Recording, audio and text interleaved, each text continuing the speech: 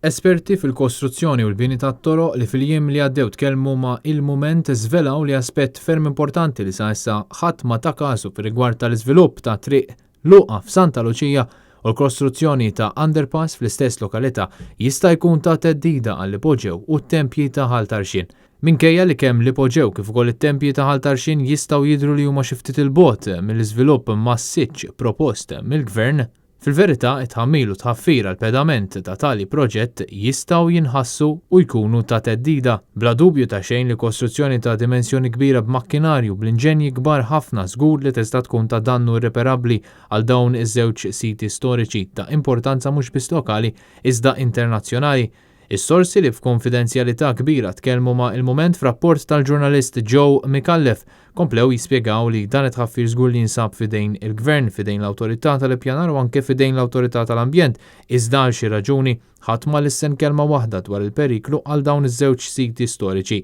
Iżda mhu se jwassal għall-ebda żieda ta' lanes ġodda, se jwassal biss għat-twessieħ tal-istess lanes diġà eżistenti.